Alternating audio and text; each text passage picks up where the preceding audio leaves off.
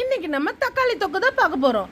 அதுக்கு தேவையான பொருள் பாருங்கள். 3 தக்காளி, 2 வெங்காயம், ஒரு பச்சை மிளகா, தேவையான அளவு கருவேப்பிலை ஃப்ரெண்ட்ஸ். அவ்வளோதான். ஒரு சட்டியை வைங்க, கடுகு போடுங்க, சீரகம் போடுங்க, கொஞ்சம் சோம்பு போடுங்க. நல்லா பொரியட்டும். இஞ்சி பூண்டு பேஸ்ட்டு கொஞ்சம் போட்டுங்க. போட்டு நல்லா வதக்குங்க. இஞ்சி பூண்டு பேஸ்ட்டு கலர் மாறுற வரைக்கும் கொஞ்சம் வதக்குங்க. வதக்கிட்ட பிறகு பச்சை மிளகாய் எடுத்து போடுங்க. பச்சை மிளகா, கருவேப்பிலை போடுங்க.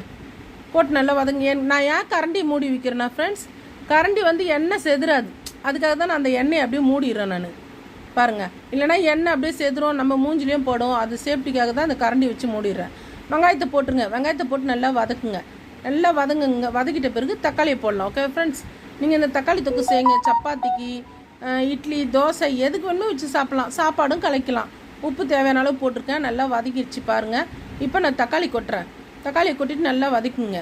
வதக்கிட்ட பிறகு தேவையான அளவு மஞ்சத்தூள், வீட்டு மிளகாத்தூள், வேறு எதுவுமே நான் போட மாட்டேன்.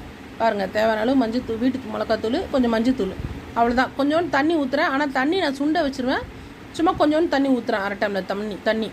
நல்லா அதை செவுக்க வச்சு எண்ணெய் மேலே பிரிஞ்சு வர்ற அளவுக்கு வதக்குங்க. ஓகேவா ஃப்ரெண்ட்ஸ்? பாருங்கள், ஸ்ரீபன் சேனலை சப்ஸ்கிரைப் பண்ணிங்க, பெல் பட்டனை அழுத்திங்க. வீடியோ பாருங்கள் ஃப்ரெண்ட்ஸ். ஃபுல்லாக நீங்கள் வீடியோ பார்த்தா தானே எங்களுக்கு லைக் போடுங்க.